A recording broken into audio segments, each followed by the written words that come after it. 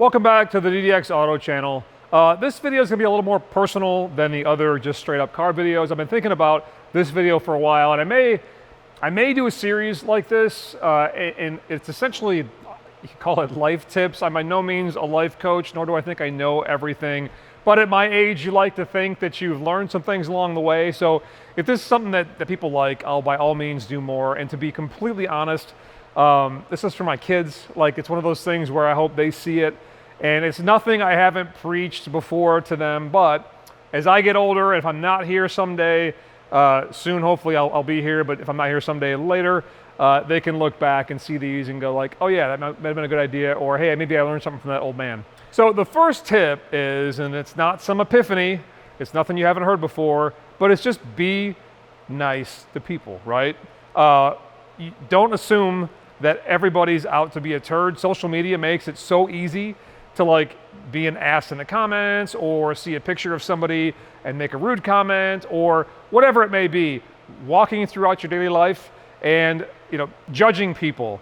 It's all these little things build up over time, and we all have a proclivity on some level to like be irritated by things or not appreciate things. And if you can just flip it around to where you look at things with a positive slant, it makes my day go so much better. And I've learned over time that 9 times out of 10, if I assume positive intent, I'm actually right most of the time. And what I mean by that is, I've actually done a lot of contract negotiation. I'm not a lawyer, but I've been party to a lot of contracts. And you will get into this part of a contract negotiation where you're literally like one-upping the other person for how strict you can make the contract. And if you step back for a second and say, we both want this thing to work, let's assume that we both mean well and have positive intent, typically everything starts to even out because you don't feel like the other party is out to get you, and or you feel like they have maybe not your best interest in mind, but a neutral interest in mind. So my advice is go throughout your day, be appreciative, be happy, don't assume negative intent, and be humble. And I know that's hard from the guy standing in front of a bunch of cars behind me to say be humble. I want to address that too for 1 minute on this channel. The channel is not meant to say, look at all my cars. It's meant to say, look at these cars. They're interesting, they're cool, they're something that bring people joy and happiness and make people reminisce about times that they had with those cars. And it's not about me and the cars, it's about the cars themselves. So be humble, even if you've got a bunch of cars and you're trying to convey that these cars are cool and interesting. It's not always easy, but I'm preaching this to my kids because tonight's a good example. My son wanted to come by the shop and borrow a cool car, and I'm a dad, I want my son to be happy, and so I let him do so. So he got to take out the twin turbo Corvette with a long list of asterisks that I gave him. And when he was in the parking lot here, leaving, I walked up and knocked on the window, and he rolled it down, and I said, dude, be humble. Don't be that guy that's out there bragging about this thing that isn't even yours. Don't be that guy. Be humble. Share it. Show people. But it's not something to brag about. It's something to share. So again, point number 1 is assume positive intent, right? Be nice to people and be humble. So tip number 2 today is one that I live by, and I think I inherited this from my mom. And it is that buying used is 100% fine for literally everything. Maybe not everything, but damn near close everything. And so I've gone throughout my life, and then my business life, and then my life after business life, buying things used. And let me explain why it's awesome. 1, the shit's cheaper. Like, that's the best thing ever. You get the same stuff, but it's cheaper. If you watch the 750iL, the BMW video, it's a great example of buying things used. Maybe not for the best intention, but it's a great example regardless. It was a $100,000 something car. I think when I adjusted it for inflation, it was like 150 or 60 grand in today's dollars. And I picked it up for 32,000 bucks. And it's still the badass car that it was back in 1999. And we can argue about there's some new amenities, but are they worth the 70 or 80 or $90,000 difference that car would have cost brand new? I would argue no. And that's the coolest part about all this stuff that's produced is the second literally most things are produced, they're worth less, like period. And so in my business life, I got very used to buying things literally garage sale style. Now at a bigger scale sometimes, or auction, but the point is you get people in whatever industry you may be in that frown upon the used buyer. Like somehow it's wrong or bad. And I laugh because like generators, so I used to own a data center and we had large generators generating power. And they were essentially diesel engines on a pedestal with fuel to make backup power. And they're like the quintessential example of something that I won't say lasts forever, but sure lasts a long time. And they would depreciate quicker than their lifespan ultimately was taken away.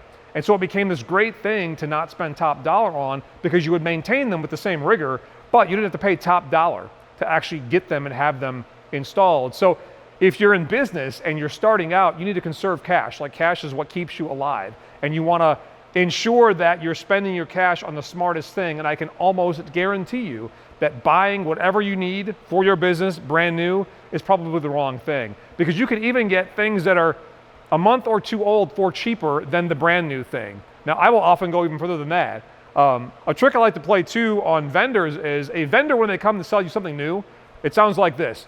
Hey man, I've got this awesome thing, you should buy it, it's great, we have all this technology, it'll last you all these years, it's the coolest thing ever, and the second you buy it, you know, you get on this maintenance cycle, and that's what it is. If you come to buy that same thing used, even if it's recently used, the same guy will tell you like, yeah, I'd watch out for that used stuff, man, you know, once it gets used, you don't know what's going on, and then the counter argument is, wait a minute, I thought your stuff was good, I thought it lasts forever, and they'll often be taken aback by like, oh yeah, well, because they want to make that new sale.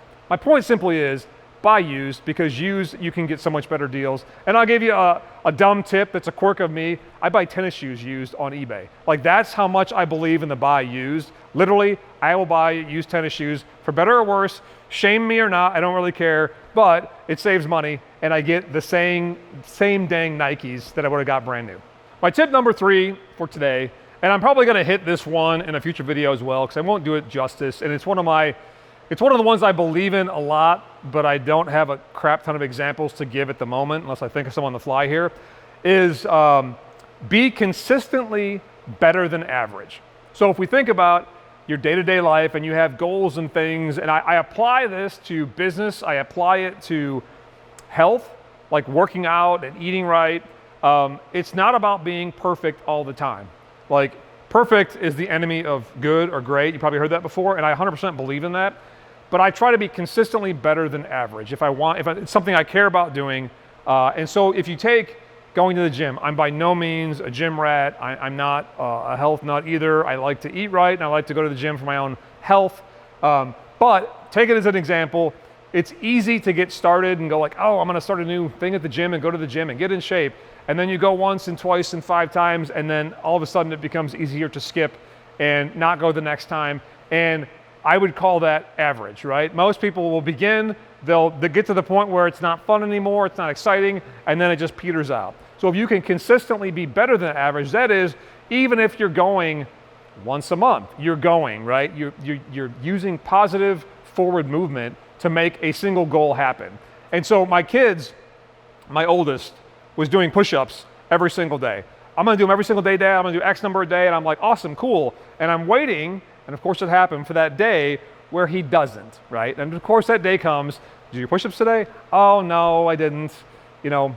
And so, you know, I'm like, what are you gonna do tomorrow? And the obvious answer, and this is what all kids and many adults will tell you, is, well, tomorrow I'll do twice as many, because that somehow makes up for today, and it's the absolute wrong advice. It penalizes missing, right? And it makes consistency, which is the most important bit of this advice, difficult. If tomorrow is harder than today, then you're not going to do tomorrow either. So the point is, the consistency part takes over, where if you have a failure, you miss a day, you cheat on a meal, you mess up something at work, or you don't reach some work goal, the point is not to give up.